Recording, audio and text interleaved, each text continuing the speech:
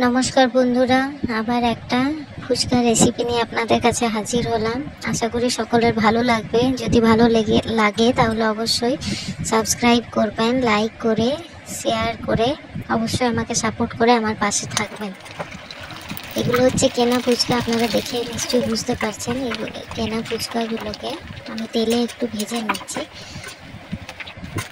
দেখতে পাচ্ছেন লাল লাল করে ভেজে নেওয়া হচ্ছে। এরপরে সেই ফুচকাটাকে আমি একটা পাত্রে নিয়ে নিলাম। এরপরে জলের মধ্যে জল জিরা মিশিয়ে দিলাম, একটু নুন মিশিয়ে দিলাম, সাথে একটু ভাজা মশলা, ধনে গুঁড়ো, জিরে গুঁড়ো, একটু চাট মশলা, সাথে দিয়ে দিলাম একটু লেবু, পাতি লেবু।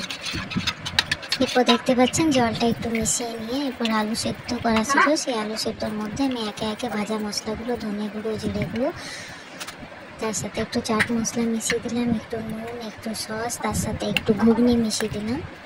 চানার ঘুগনি ছিল, সেই ঘুগনিটা মিশিয়ে দিলাম, সাথে একটু পেঁয়াজ, একটু লঙ্কা, ঝাল ঝাল যাতে হয় তার জন্য একটু লঙ্কাটা বেশি করে সবগুলো একসাথে মিশিয়ে নেওয়া হচ্ছে। মিশিয়ে নেওয়ার পরে দেখতে পাচ্ছেন আমাদের